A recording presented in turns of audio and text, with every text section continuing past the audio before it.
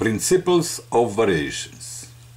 We shall state and consider the principles of variations in the following three cases. In one variable, when x belongs to real line capital R.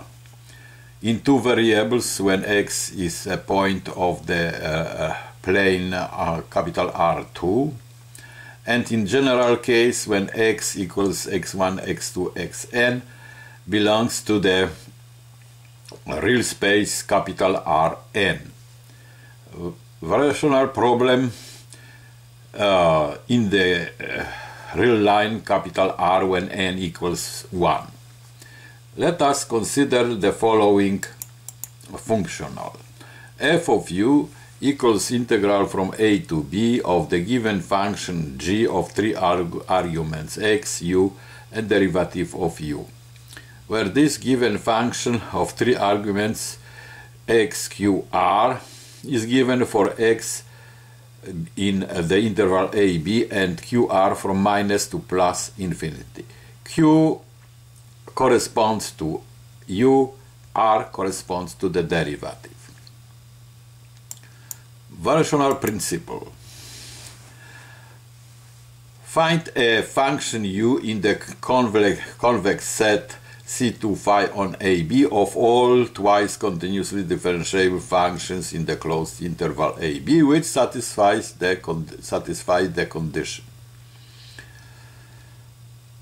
V of A equals the number f phi A, and V of at the end of the interval B is the number phi B. This principle we consider in the form of the inequality. Find a function u in C2 phi on AB which satisfies the inequality. F of u, the value of the functional at u, is less or equal than f of v for all v in the set of C2 phi on AB. In other words, find the function u at which the functional has the smallest value, the minimum, that is the value less or equal than any value of the functional at v when v is in the class C2 phi on AB. This fact we note as f of u equals minimum of the functional phi, f over the functions v in the class C2 on AAB interval.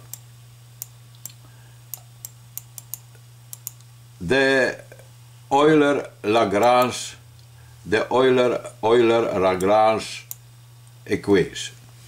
The Euler's equation was derived as the necessary condition for existence of the minimum of the functional f of u in the class of the function C2 phi on AB. Namely, assume that u in the class is a solution of the problem stated under 1 or 1, 2. Then we observe that the auxiliary function we defined as capital phi of t for t from minus to plus infinity, given by the integral from a to b of a given function, as we have said, of three arguments, when the second argument is shifted by t eta, and third argument also shifted by t eta under the derivative with respect to x.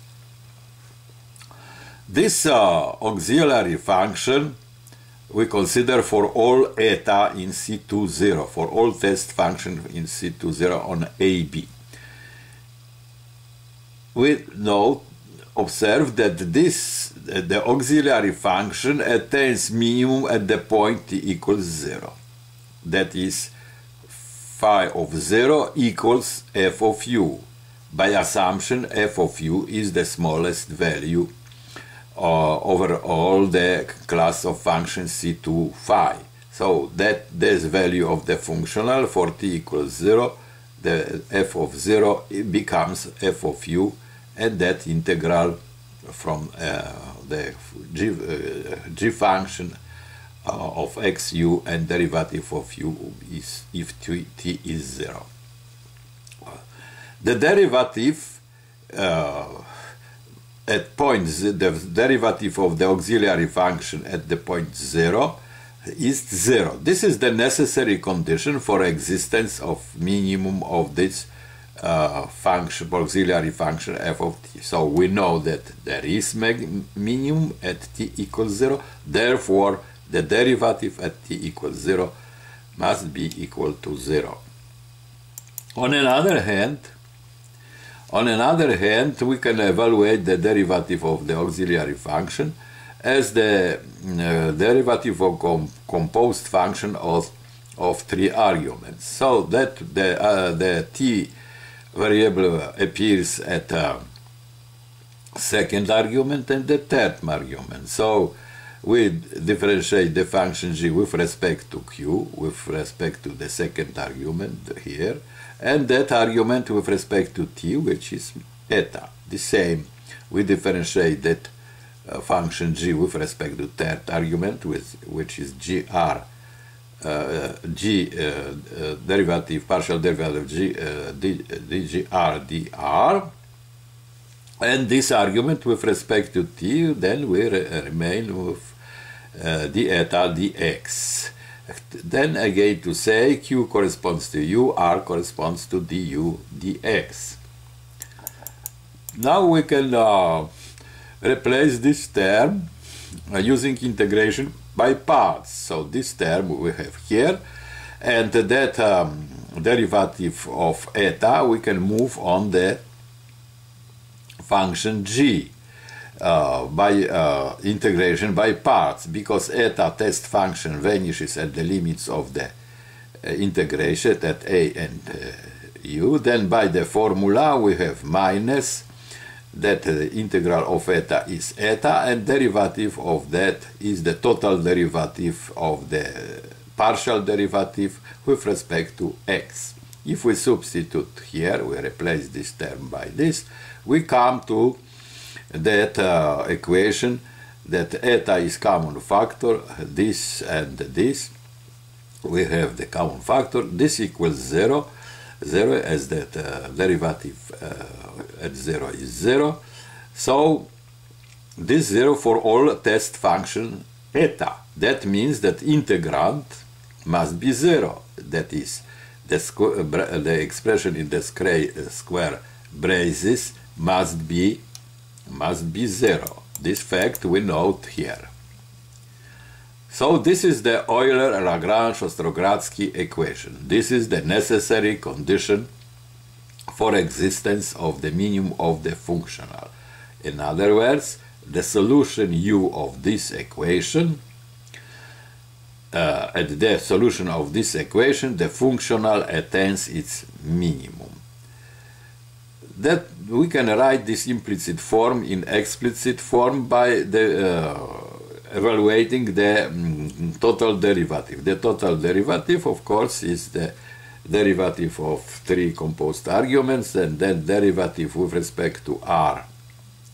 Then derivative of this partial derivative, again we differentiate with respect to r, then we have the second derivative, and the r with respect to x is the second derivative u with respect to x, since r is the derivative u with respect to x. The same, we differentiate this partial derivative with respect to second argument q, and that argument q with respect to u, but q is u, then du dx, and that the x is independent. Then we can we have derivative of this partial with respect to x, and that is the thing. So if we replaced this term totally by this one, we have the Euler-Lagrange equation in explicit form.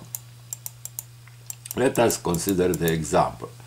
Derive Euler's equation of the functional f of u equals integral from ab derivative square plus sigma u square minus 2f of x, where sigma is positive and given positive and f are given functions in the interval ab.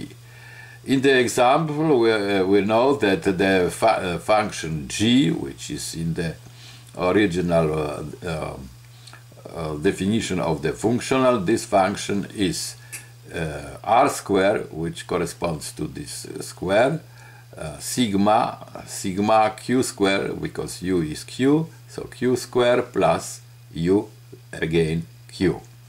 So, and this auxiliary function is with shifted argument, so we shift here by eta dx, and this is shifted and this is shifted argument. So we know that the derivative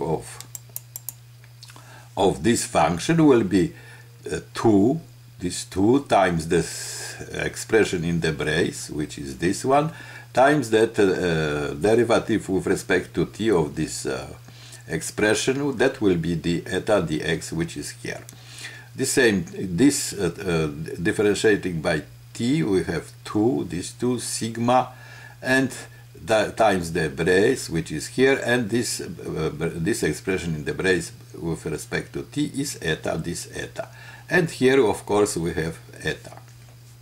So, for t equals 0 to 0, we have the derivative, this 2 we have, and then we have t equals 0, then that will be 0, this will be 0, so this remains as it is, so we have that fact. So this expression we can simplify by 2, because here is 0, and again we can move the derivative from eta on the function u by integration by parts, knowing that the eta is test function which vanishes at the limits of integration a and b.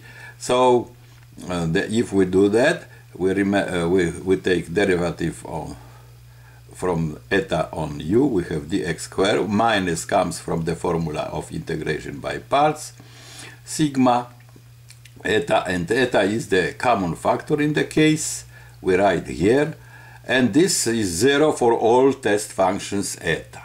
That means that integral, again, the integral must be 0. If it is 0, that means that the expression is 0. If we move f on other side, we have the Euler's Lagrange equation. This is the necessary condition for the functional under consideration. In other words, the solution of, at the solution u of this equation, the functional attains its minimum. Thank you.